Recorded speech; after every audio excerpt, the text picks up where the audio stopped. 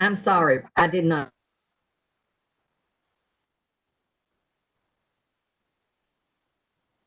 Okay, I believe we're good to go. Okay, so this is our Planning Commission Subcommittee on land use.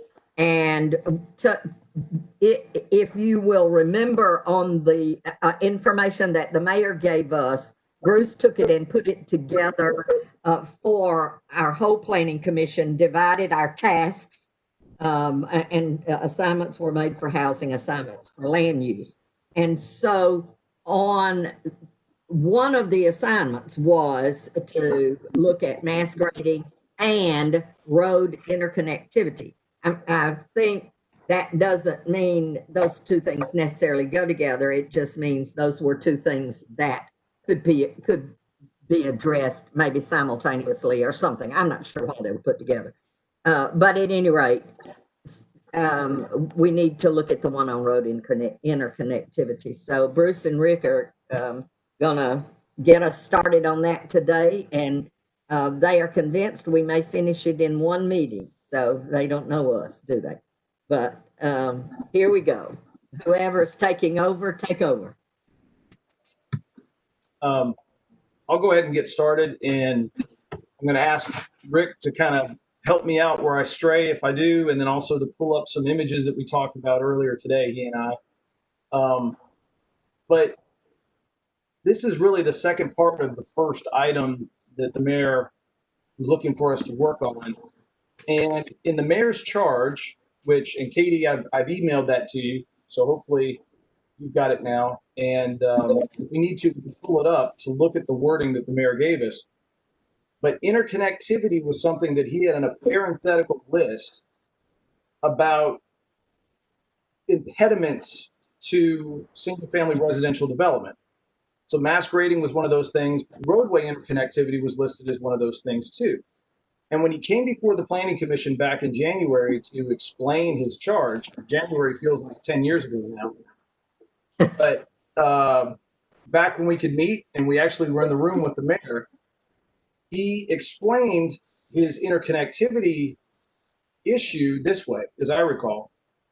And that was he wanted to see more of it, that it was a quality of life issue, that it was an opportunity for residential subdivisions to not be little pockets, but to encourage movement between them in some fashion. So even though his charge listed it as an impediment, his words when he spoke to us said it was a community value that he wanted to see. So I'm not trying to start out on a confusing point. I'm just trying to portray what the mayor, I think, has been asking us about interconnectivity. So what I wanted to do tonight was to show you, where does interconnectivity live in our code right now? And it does live in our code right now. And so what I sent you out about 30 minutes ago was an attachment that has the two sections of our code that deal most closely with interconnectivity. And Rick, you may have that. Yeah, I can share it. Yeah, why don't we go ahead and share that and we can walk through it. And then later, Bruce, if you would send it to me, I either didn't get it or I trashed it without knowing I was doing it. Okay. I didn't get it either. I'm sorry? I didn't get it either. You didn't get it either? No. It was emailed at 3:33 this afternoon. Can you guys see this? Yeah. Okay. Okay, so chapter 9-26 is the portion of our code that deals with subdivision of land. And this particular section, 926.3, A through Q, which I don't want you to think that we're going to exhaustively go through this, but it's a long section that talks about how streets are dedicated, how we require blocks to be arranged inside a development, and then how do we handle easements, whether they be utility easements or access easements. The very first section explains terms. and three simple terms. We have collector roads that are relatively large. We have commercial streets, because not all subdivisions are residential. Some are commercial or industrial, and they use a commercial street section. And then we have residential streets. And those are the types of streets that people typically are most familiar with when you think about residential subdivisions. They tend to be 50 feet wide with a curb and gutter and sidewalks. And the right-of-way is 50 feet wide, I should say. So everything that I've highlighted in yellow is a section that relates directly to connection. And what I'm really wanting to point out, I want to go through these sort of quickly and then we can circle back. But I'm not really sure that in the charge that the mayor was really aware that we have these things that we currently require. And I want you to be aware of these. I want you to be comfortable with these. And then we can talk about what changes may be necessary, if any changes are required at all. So the very first point is we do require the dedication of public streets, and we require those whenever somebody builds 4 units or more of housing. And so you can't do very much without having to build a street. That's all I'm wanting to take away from this. I did underline a section in here, though, that deals directly with interconnectivity. Public streets, and you can see it in the middle of that paragraph, public streets may not be gated or barred from use by the general public. That's a key point. That's directly related to interconnectivity. We don't allow that to occur. If you're dedicating a street, it's got to stay open to everybody if it's a public street. The next section, dealing with dead ends and cul-de-sacs. This is a fairly simple metric, but it's— Excuse me, Bruce, I'm sorry to interrupt. Rick, would it be possible for you to go ahead and send that to me and maybe to Kristen? She may want it now, but it would allow me to make notes on it, and that would be helpful to me. I can print it out while Bruce is talking, but I just would like to have it so I can make notes on it. Okay, I'm sharing content right now, so I can do it. can you do it, Bruce? Okay, thank you. Yep. Just give me just a second. Did anyone else other than me and Kristen? Okay. Kristen and I'll probably find it somewhere in some random file, but I can't find it either, actually. Okay, can't either. Okay. Katie, did you get my my email with the mayor's charge? I don't think so, but let me check.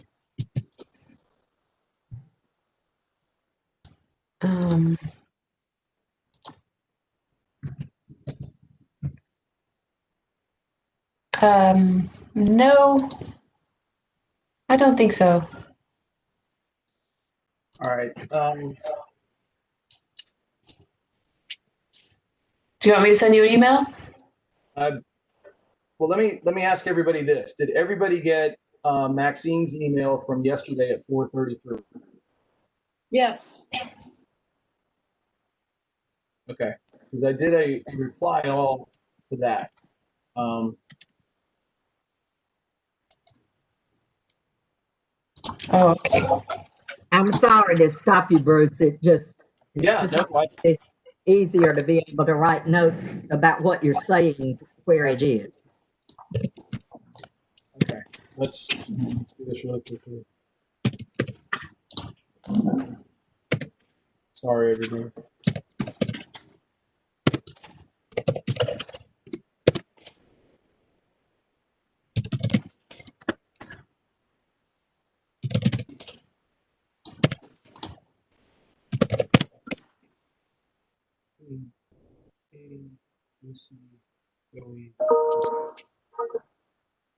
Joey, we'll take all your time trying to send emails. Well, All right, see if it's in your inboxes now, everybody.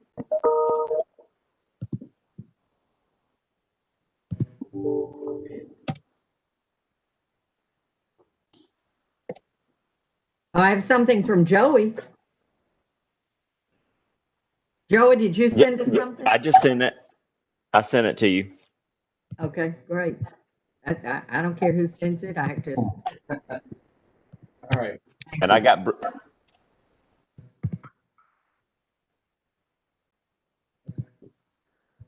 It may be a matter of internet service or something. We sometimes have a glitch between, with some services.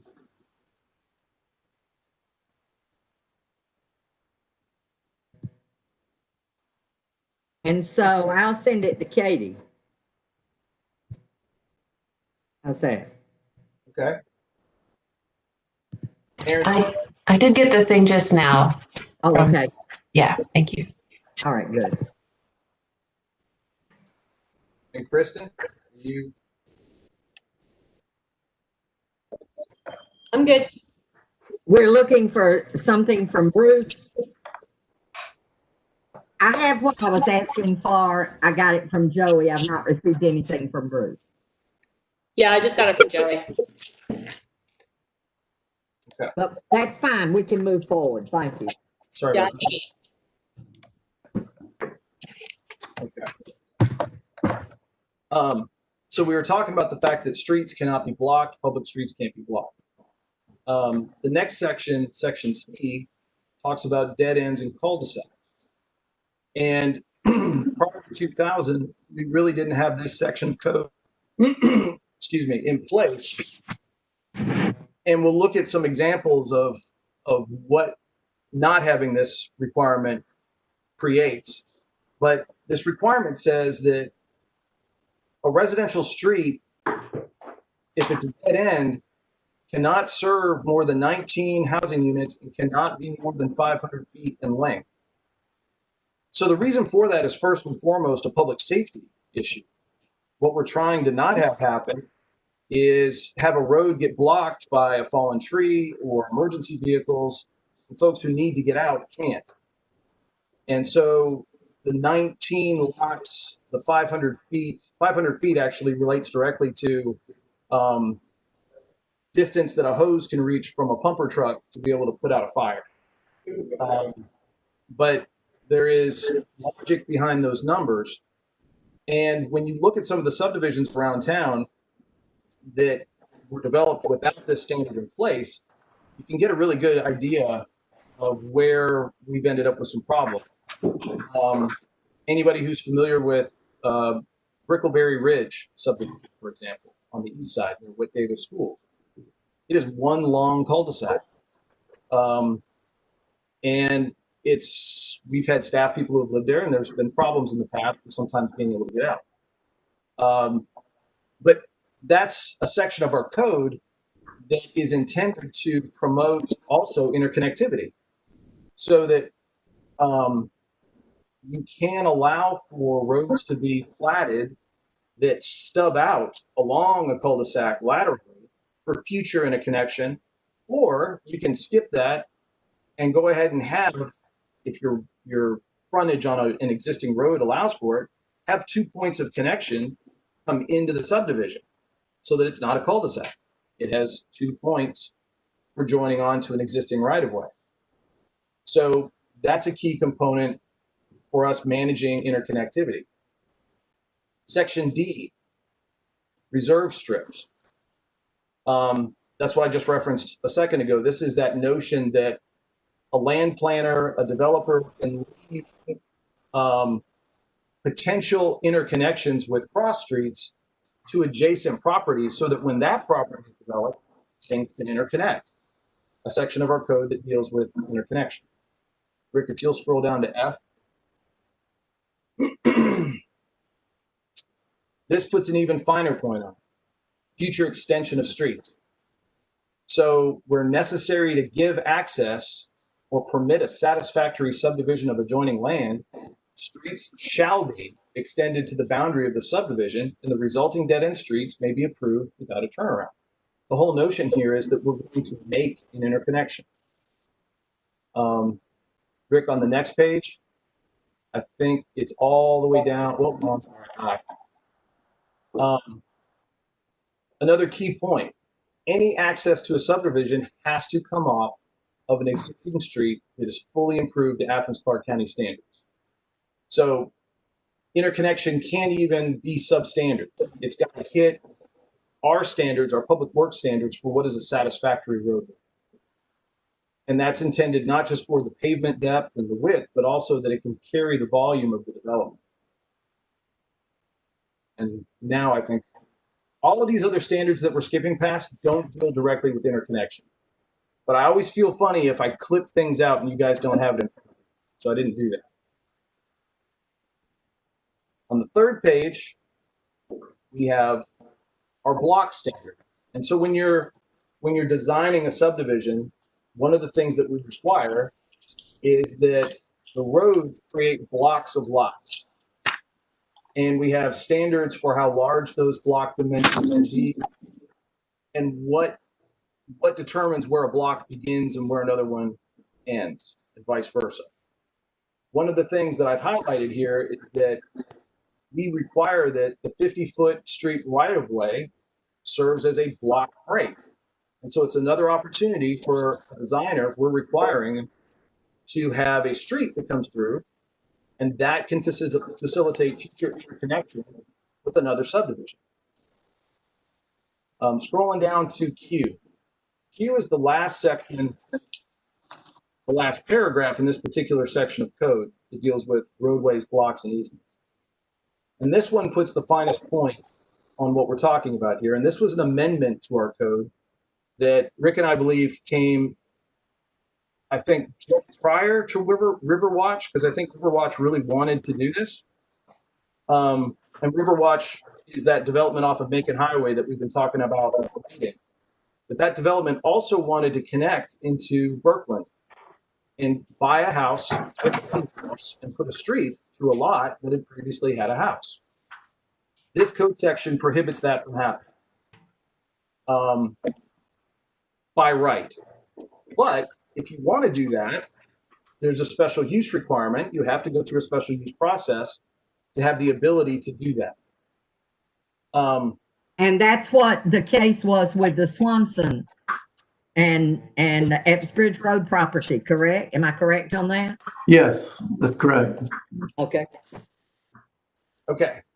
So the next two sections I have, you'll notice, I don't believe they're highlighted. There's nothing in there that is directly related to interconnection. However, the transportation corridor concept map is a binding map. I believe, Rick, it's come before the plan in recent history, right? Yeah, it's an official adopted map by the Mayor and Commission. So, developers have to adhere to the plan, at least not provide an obstacle to a proposed future corridor on the map. But this map has been to the Planning Commission. Whenever it goes to the Planning Commission. We mentioned that we were going to do an upgrade a couple of years ago. We got held up by the comprehensive plan, but we fully intend to come back in the near future to you guys for updates. And would everybody make sure you're muted? We're getting some extraneous noise. So this section of code was meant to be a protection measure so that developers couldn't haphazardly interconnect. And it would be a checkpoint so the community can talk through whether it's appropriate to make that interconnection or not. It gives the adjacent subdivisions a chance for notice and a chance for comment, which we think is pretty important. So the transportation corridor concept map is more of a forward-thinking document, as Rick said, that lays out future interconnection countywide, but it doesn't typically look at local streets. It looks at larger roadways that carry more traffic. So the things that you see in the map would be future interconnections between existing state routes or federal highways, or they would be extensions of existing major collector roadways that we have that would help move cars efficiently. And we've tried to locate those responsibly, not through floodplain or wetlands or that type of thing, or to extend development into areas that our zoning says should be lower density. It's meant to be more of like I said, a forward-thinking document that looks at interconnection in a way that makes sense and can be revisited as needed. And then the last section is here just for reference, noting that before a developer can do anything final, before they can record a subdivision plat, before, in the case of commercial or multifamily, before they can move people in, that right-of-way that is part of their scheme has to be dedicated and accepted by the county. So we have a lot of hand in that process as a county. We can hold them honest with the fact that the design that they've shown us and we've approved has to be built, has to be accepted to our standards. That much more protection that in the case of interconnection, we're going to get what they've said they're going to deliver. So that was a really quick overview of the sections of code that deal with interconnection. Rick, I was wondering if you might pull up the Riverwatch. I sent those in an email. Okay. I thought better of me trying to do it because it may break our link and mess up our juju with WebEx. Rick has become quite the expert in shared documents. We're really impressed, Rick. Oh, thank you. I'm learning fast. Hey, Bruce, is the Riverwatch site? Yeah, Riverwatch Okay. site, and then there are two smaller views. Oh, where's it going? They're the same email.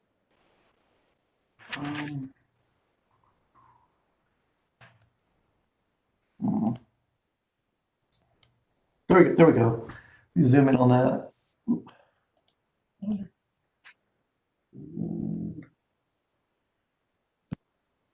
And the situation in Riverwatch, I can tell you, the folks in Berkland were absolutely not in favor of having another subdivision, regardless of the home price, regardless of what the homes look like. They did not really want any extra trips coming through the neighborhood. Can you see that, Bruce? I can't see it yet. Okay, I'm gonna get out the other one.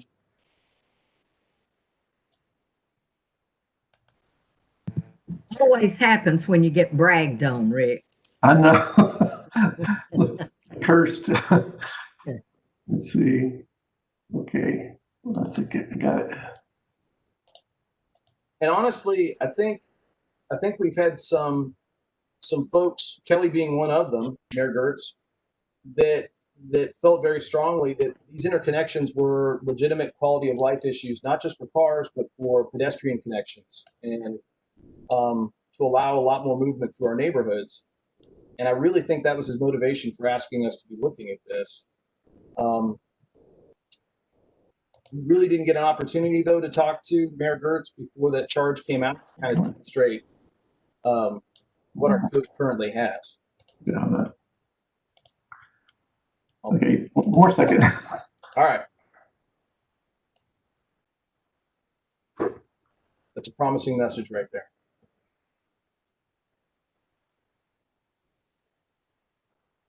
Can you see it, Rick? No. I'll probably have the little icon. Can you see There we that? Okay. Yes. If you can zoom in, that'd be fantastic. Okay. All right. So unfortunately, this land planner did not put north at the top edge of the paper. It's on the left-hand side. But Berkland is the subdivision to the south, or the bottom of the page, I should say, to the west of Riverwatch. And on the lower right-hand corner, you can see a cul-de-sac that comes into Riverwatch. That does connect where, when Berkland was laid out, they stubbed out a street for future interconnection. This property initially was going to be a later phase of that same subdivision. Bruce, I need a better orientation. I'm sorry, I can't see any words, so I'm. Okay. On the right-hand side, where the cursor is, where Rick's got the cursor, that is Macon Highway. And this is the river. That's the Millicone River. Yeah, so the river is kind of to the top of the page. Macon Highway is to the right of the page. And you can see the old Timothy roadbed makes that weird hook up the hill. Okay. Mhm. And so you have that existing subdivision, I think was platted and constructed 70s and 80s. They did allow for that interconnection that on my screen is just above the red X for signing off from WebEx. And for just as an aside, this was also the Riverwatch property was also the hotbed of the mass grading stuff, wasn't it? Yeah. So this was our first test of the special use requirement for tearing down the house to interconnect, and it was our inspiration for the grading changes to our ordinance. Because past this intersection, there's two ways out here, but past this intersection is one long cul-de-sac with more than 19 lots. So they were gonna buy a house somewhere in here and cut through to this subdivision. And if you go to the next view, you can see the house. You can see that a little bit better. A little bigger, right? Okay. Yeah, that next view should make it bigger. Okay. I may have to get out of this one.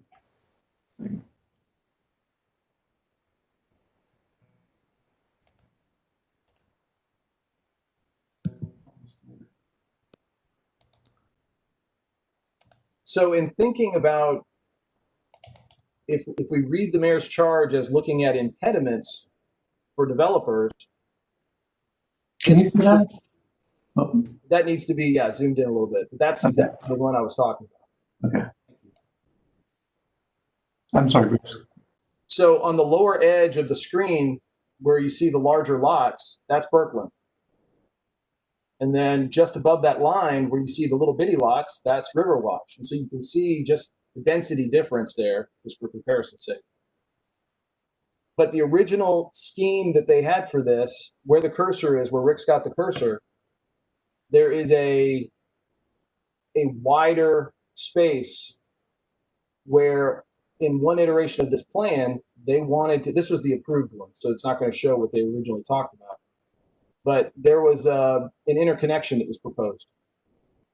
And there's also another spot that is further down that same row of homes. Rick, if you slide down there, yep, there's another one. And so part of their original idea was to punch through, and in one of those spots, probably teed up actually with where Rick originally showed it, right through the street that goes east-west. On this page, on this view, it goes top to bottom, but it would have aligned right through to the east and into the Berkland subdivision through a home that they had purchased. So there's sort of competing interests on this point, and frankly, there are competing standards.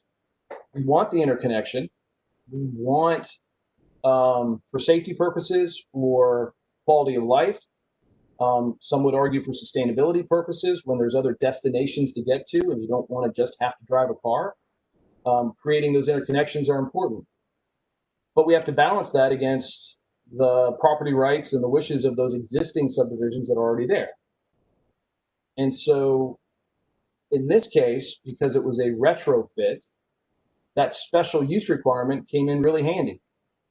And rather than having it be a by right thing that a developer can do, it was given a community discussion and was found not to be acceptable. The other example I wanted to show you, and Google Maps shows it quite well. Rick, if you want to just search Brickleberry Ridge in Google. Okay. And open up that map view. There's actually two interconnections that you can see in one single view. And while he's pulling that up, I'll describe what happened there. Could I just ask a quick question before we go into another thing? Yeah. So with these subdivisions, are these public streets or are they behind a gate? They are public streets. Okay, because I imagine like we're only having this discussion because there is no gate involved. If this were a gated community that wanted to connect to another gated community, that would not involve the city whatsoever because it's all private streets, right? Well, Correct. But to go back to those code sections we were talking about, you have to do it, you have to dedicate it as a public street if you're doing more than four. Oh, okay.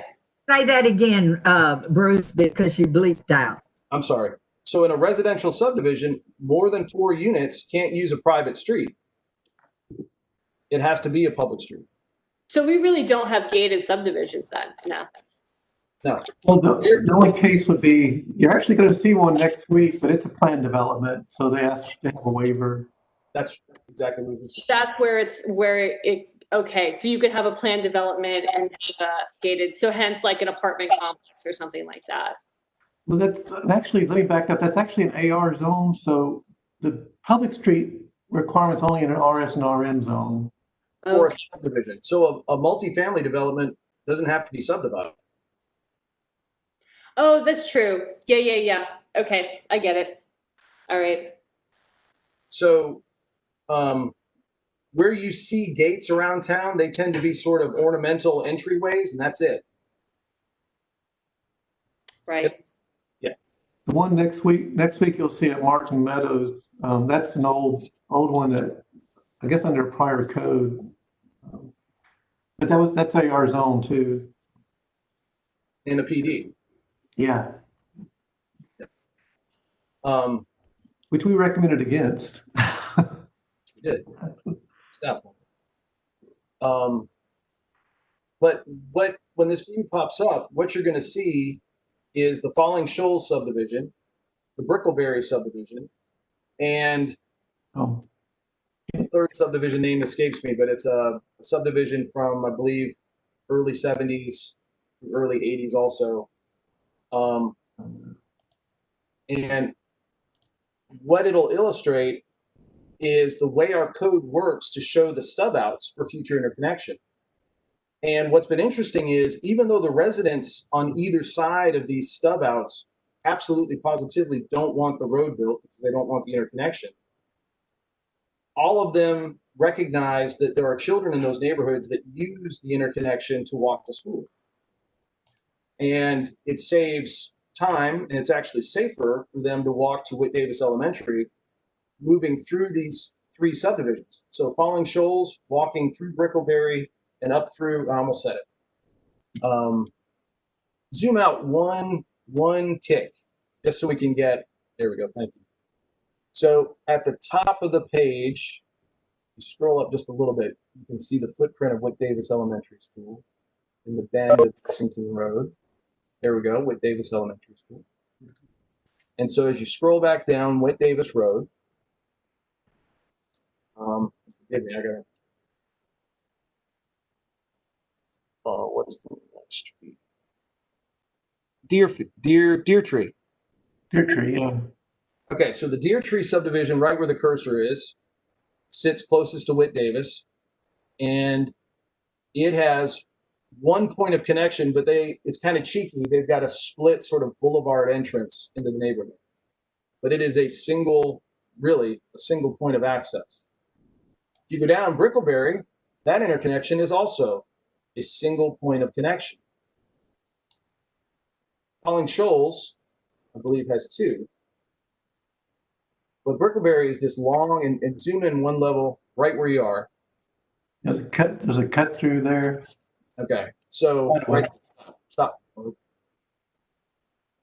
Okay, so that is one interconnection, and then over to the left of the screen, actually slide it to your right just a little bit. Don't change. There we go. Perfect. So you can see the interconnection for Lace Park.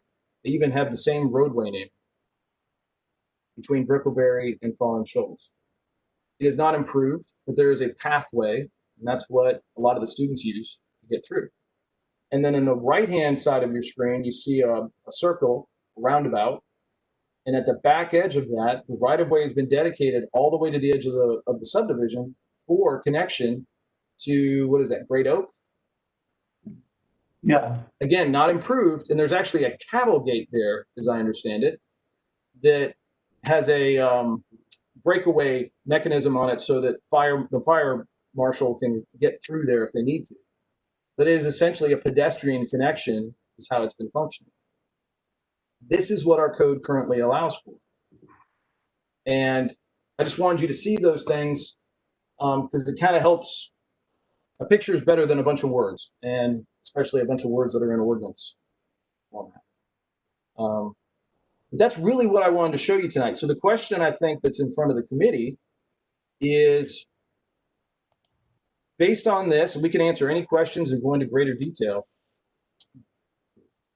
but is there something that you feel like we should dig into and do better? Does this answer the mayor's charge, knowing that we have these provisions in our current code?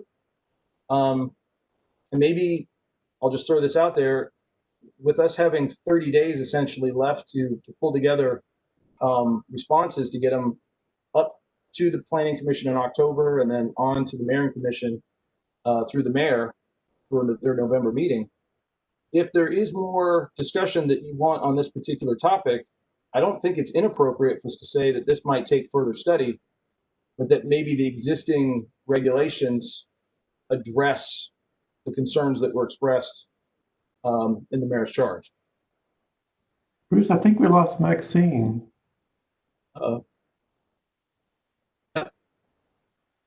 AWOL. Uh-oh.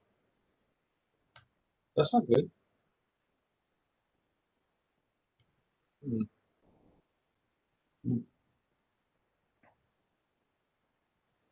Yeah, Bruce, I'll jump in there and say I feel like a lot of this addresses kind of what we would be, discussing that's already on the books. I know it's something we have to consider.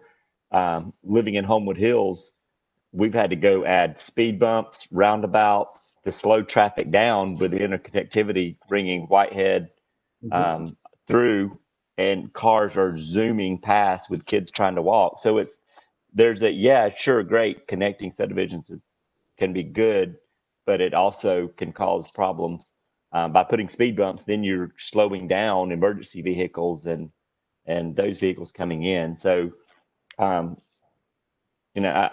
that's connecting subdivisions is not always a good thing.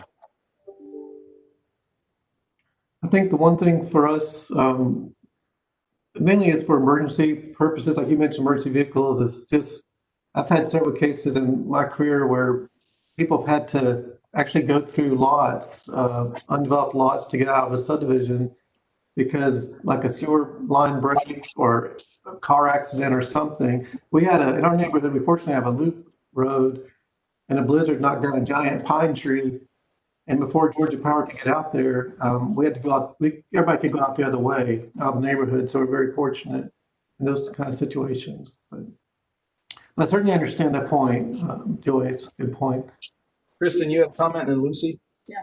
Yeah, I think, I tend to agree with Joey in that I don't know if this is something to necessarily dwell on. I think we have some stuff in our code that maybe we didn't necessarily realize. I do like the idea of interconnectivity for non-motor vehicles, but I also know that there's going to be a lot of pushback from subdivisions that don't want anybody cruising through, whether or not they're on a bike or walking. Whether or not I agree with that, which, I'm just thinking of people that have come up to talk about different connections into, even the idea that somebody might be walking nearby their neighborhood and they might go in. So, and then going back to our original chart of affordable housing, I'm just not sure how this connects with affordable housing. So, Lucy? I'd like to jump in with this because this goes back to the 2000 comprehensive plan, where interconnectivity was actually placed in the plan as one of our goals. And the reason for it is to shorten your blocks, because shorter blocks slows down traffic. So that addresses what Joey's talking about. Homewood Hills is an older subdivision of the Cedar Creek, that kind of genre age. Beechwood Hills, those were all built in that time frame, where older subdivisions like Five Points, Midtown, and some of the other ones started with shorter blocks. And so they don't need those speed bumps for the most part, except for very long streets with no cross streets. And I think that was the original reason. It also allows for different routes to go from point A to point B. For instance, I live on University, and I can get to 5 points probably about 30 different ways. You don't have to take just one route. So if a tree falls down across University Drive, I can get out. And that's street design. Now, to get to what Joey's talking about, these are for new subdivisions for the most part. You're not going to see a lot of interconnectivity coming in to these older subdivisions like Beechwood Hills and Homewood Hills. They're not going to be asking interconnectivity very much in those areas because they've been built out.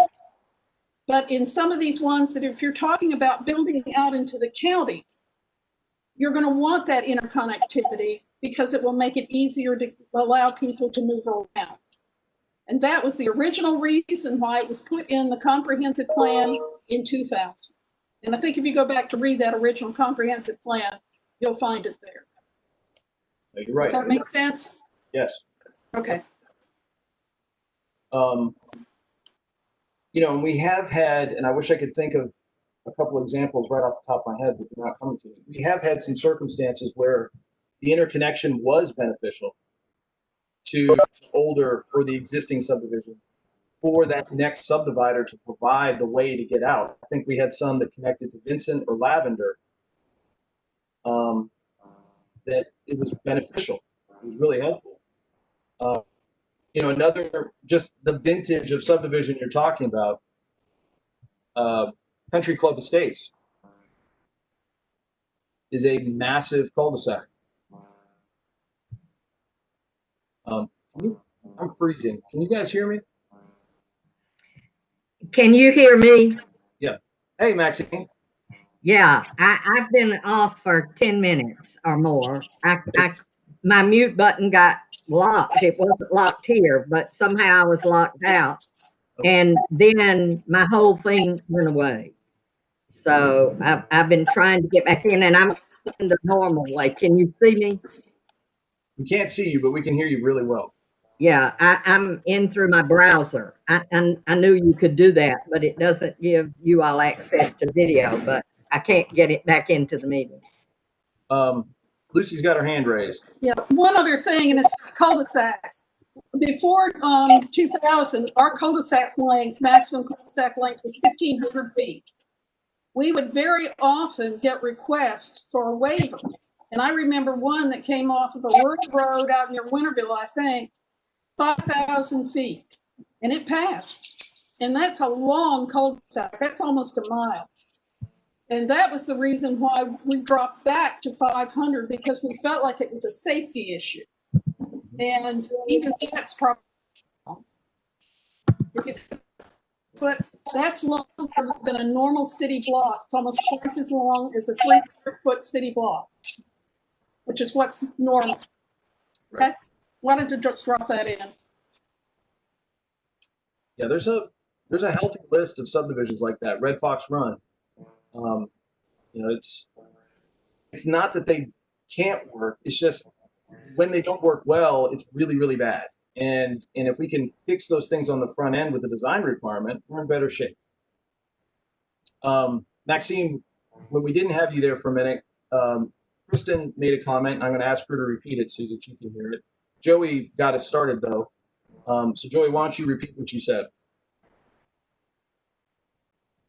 All right. Basically, I was just saying that I feel like what we have on the books may be, you know, enough with the interconnectivity that's been done, because looking at certain subdivisions, and especially Homewood Hills, I brought up because that's where I live. The connectivity, it wasn't well received by the community, even though it really wasn't. We're kind of connected from one main road to another, so it's not really through a subdivision, but it kind of has the same meaning with, we had to add speed bumps, roundabouts. We had to add all this stuff within our subdivision to slow traffic down. So, you know, the car speeding through, I get where some subdivisions don't want the connectivity based on when they purchase a property. Well, what I was trying to say when I was flagging was you will recall that very recently the Elps Bridge in Swanson Estates issue was this very issue. And Swanson Estates did not want a road to go from the proposed development through their subdivision. That was a major point of contention for them. Yeah, and that was the requirement. That was something they wanted to do. You know, and so the neighbors came out against it. That'd have been a special use by itself. What was that, Rick? I'm Well, sorry. that would have, without the plan development, that would have been a special use requirement. That's what this section's about. You know, Yeah, yes, that's exactly what I thought. Kristen, did you want? I guess my only thought was about maybe thinking more about connectivity for non-motorized uses. So maybe there's allowances for bike trails to go through and connect to different subdivisions, or if there's a network of walking paths the developer wants to create and work with another neighborhood to do that. But at the same time, I mean, maybe that's something where it's beneficial to like put that sort of infrastructure in place where if we want to give them, there's another carrot that could be used in terms of the development and what we ask for. But at the same time, I don't know how popular that might be on its face for people just to say, oh, here's some opportunities for people to come to your neighborhood. I feel like a lot of people are like, no, keep them out of our neighborhood. So them being like the royal them. So I don't know how much that would get used. I mean, I like it in theory. I just don't know in practice how much that would be used. If there is a proposed change, what would the change be?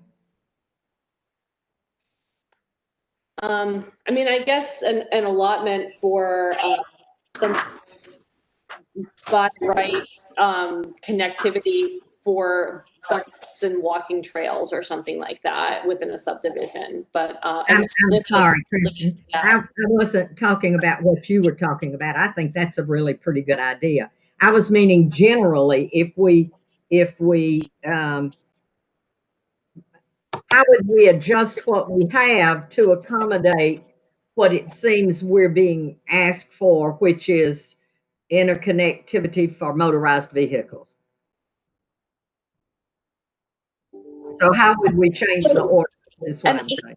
And I guess maybe the other part of what I was saying too, though, was like how much of this is really connected to affordable housing. So it's definitely a quality of life issue. But if we're going back, if we have a time limit and we have to really like focus on what we need to get done over the next 30 days, is this issue specifically helping us toward the mayor's charge?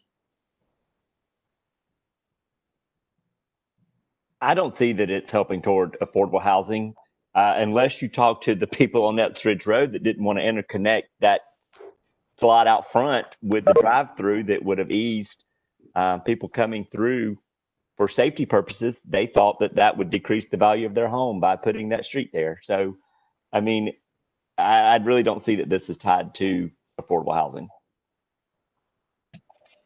But we then can use the same argument as we continue to use in looking at mass grading. We didn't see that there was a great connection there, but we went on and looked at it. And I'm not suggesting we take a lot of time in looking at this. Seems fairly clear to me, but I'm not sure that's the argument, because even though we didn't see much connection with mass grading, we went on and worked on it. So, but I could see mass grading being more related, because mass grading is a part of the whole development process, where interconnectivity is connecting a road and a road. The road's already there. The mass grading to me is the overall building of a subdivision. The interconnectivity is a quality of life, like Kristen said. I mean, it's just it's making a shortcut to get out, or if one way's blocked, they can go another way. I think they're not the same. I do see a correlation with affordable housing and mass grading, but that does fall back on the developer. If I could add something on that point. I'm not saying this is related to affordability, but it might be related to the number of units that a developer can achieve. Because the way our code is written, you have to provide those 2 points of access in order to essentially maximize what a larger tract of land can give you in terms of lots. And so sometimes the only way to interconnect, the only way to get that second point of access is to interconnect. So Okay. that gives you more units, that gives you more housing on the market, that might trickle down to some sort of affordability opportunity, but it's at least 4 or 5 points of separation from affordability. But the thing about our current code is that it would allow for a process for somebody to come and ask to be able to do that. So it's not that we prohibit it outright. It would be possible in a situation where it makes sense. It also does not deny community input to, there are 2 communities here that have a right to give input. And, 2 who are being impacted if we, what you have just said is the first thing that has helped me go, oh, that's probably why we're looking at it. I couldn't even figure out why we were looking at it. So now I kind of see a little bit about why we wouldn't look at that. But I'm not in favor of anything that's going to deny someone who's impacted by something a right to say so, to speak. And if there was not a special use, if it didn't require special use, it would give it to people by right, and then people would be impacted without any right of voice. And that's not, I don't think that seems quite fair.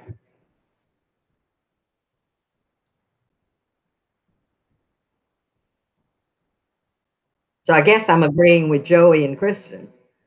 I'm sorry I missed the rest of you all while I was fighting to get back in.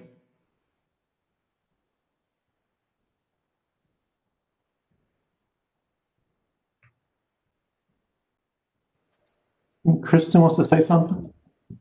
Yeah, I guess I just kind of had a thought too, that in terms of affordable housing, I guess you could make the argument that having greater connectivity through subdivisions does affect a home's affordability in terms of the person who lives in that home maybe doesn't have to rely on a car and the associated expenses associated with the car to get from point A to point B. So as opposed to mass grading, where we're looking at the overall affordability of the subdivision and the houses, this is maybe taking it more of an individual level of, can we provide options for people to live other than, say, for example, not that Lucy's neighborhood is necessarily affordable housing, but like in a place that is more connected versus a subdivision on the east side that lacks that connectivity and you're forced to drive a car places. So in that sense, are we sort of leveling the playing field by creating more connections throughout the entire community? So more of a quality of life affordability.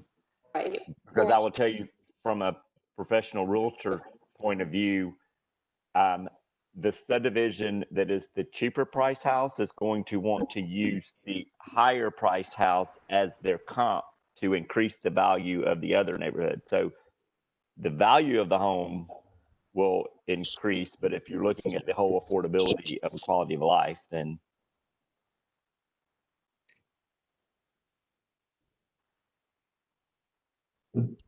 Lucy? Yeah. Once again, I think we're talking about apples and oranges because affordable housing has been thrown around for probably 25 years in my experience. And really, it's not grading or it's not your interconnections with other subdivisions. It comes down to transit so that people don't have to own a car to get places.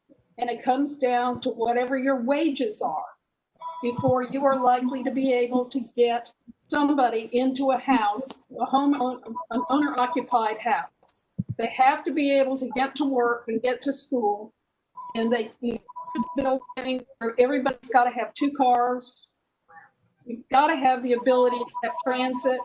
Another important thing is that you've got to have infrastructure, because you don't want to have to pay to run the infrastructure to put in a new subdivision that you've done master, to quote, save money, and you've done interconnectivity. They may be related, but it's very tangential. It really comes down to transit availability and to wages. If you've got people making $12 an hour, they will not be able to buy a house, period. So I just want to make that point. Affordable housing has been attacked by numerous municipalities and land use planners for decades, and nobody has yet come up with a solution. And I don't think we're necessarily talking here about a solution. It may throw out a little bit, but it's not going to be the be-all solution for creating affordable housing in Athens, Georgia. My 2 cents.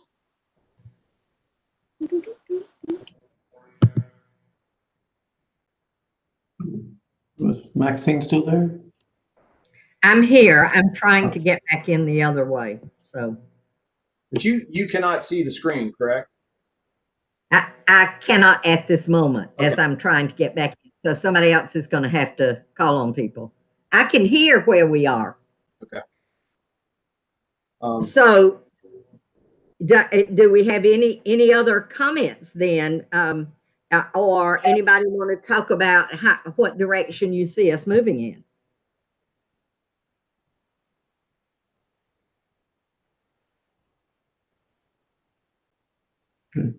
Kristen? I mean, it sounds like it's an issue, but it's not the issue. And it sounds like in terms of a hierarchy, we could probably skip to the next one, honestly. I mean, I like the idea, but it also seems like we have some things built into the code already that could allow for people to ask for any number of different kinds of connections between subdivisions, if that makes sense. I agree with Kristen. I mean, it sounds like that we could skip this and start tackling the other issues. And then as long as it took us on mass grading, if we have time, we can come back to this. If we feel we need to kind of dive into it, maybe it brings up a question from something else, but I think we would probably go to the next one. Lucy? I think as long as we left it open where somebody can ask for interconnection and the adjacent neighborhood has the ability to come in and say, we don't want it, or we do want it, I think that's fine. And I don't think we need to beat this horse to death. Okay. I agree with Bruce. I'm not comfortable saying, well, we just decided not to talk about that. I think the mayor's asked us to talk about something, and so if we decide not to talk about it, we need to justify why we're not doing that. But I agree with Lucy. I think we have regulations. The ordinance speaks to this. It gives people a right, both sides, both groups, and it does not seem that affordability is significantly impacted by whichever we do. So we're not constrained to keep moving forward. I think we could write a simple 2-paragraph something that says that and be through with it rather than come back to it later.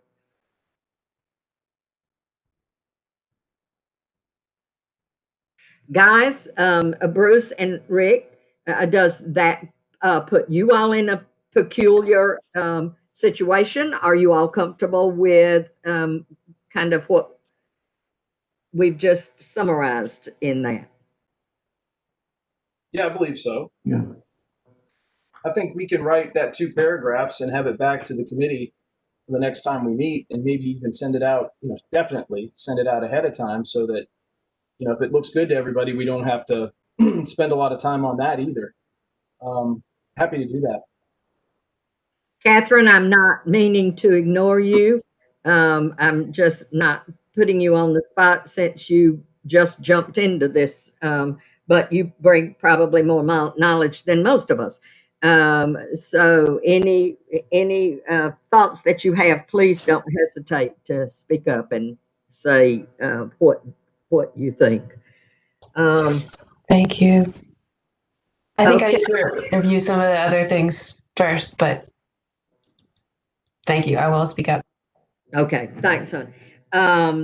Then let's just officially do this. Do I have a motion that we move forward with asking our planning staff to put together a short summary and saying that we believe that our ordinances are adequate.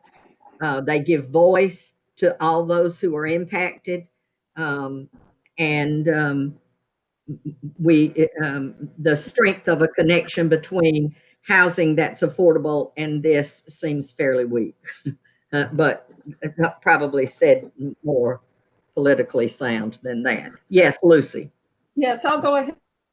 Motion. Do I have a second? I'll second. Joey. All right. Any other discussion or questions? Anybody have any issues or concerns that we need to address now, or shall we wait and address any that may come to the surface after we see what is written? Okay, then let's just, we're not doing roll call votes here.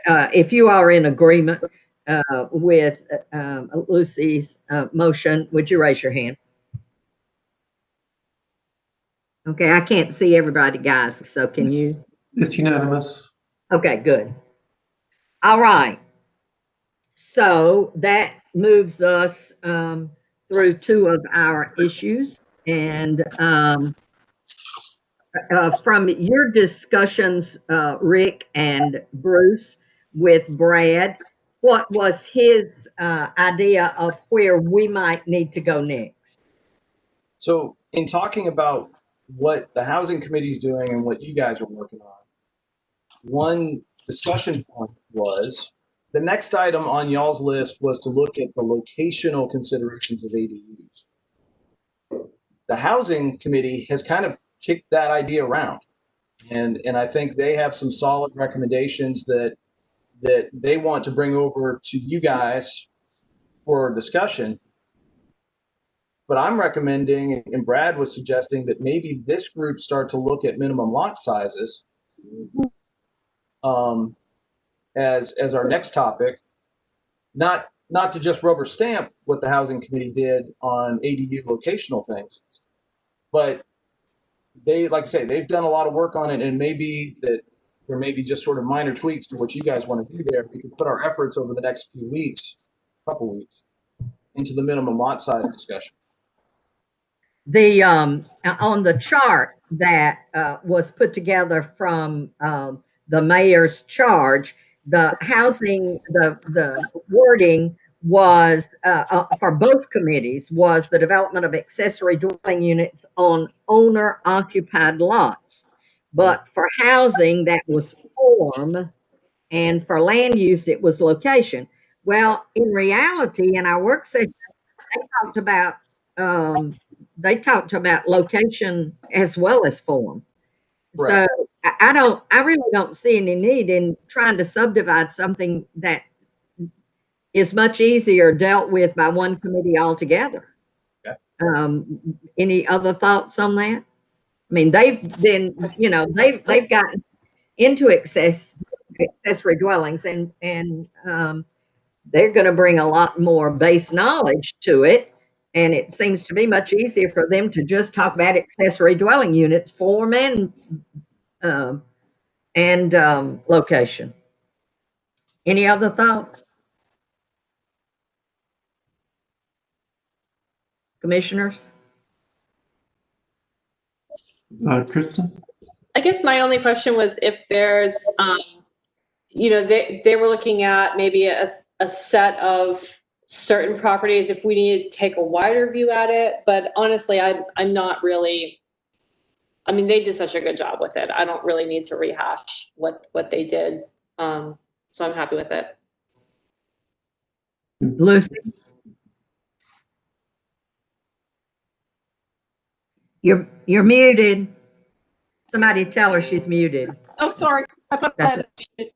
Once again, this comes to a location issue, and I think it all melds together. I don't think you can rip those two apart. And location is important because it has to be where you've already got your infrastructure in place so that you're not having to worry about whether or not you've got buses, for example. I mean, I live a block from the University of Georgia. I would be perfectly happy to make my garage, which is detached, into an accessory dwelling unit. I don't need it, but I could do it.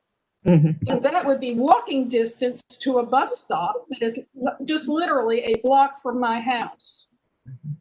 Those kinds of things that need to be taken into consideration, and so location and form are really, they're all mixed up together. That's my opinion. I think so too. So really the second thing on our list was minimum residential lot sizes.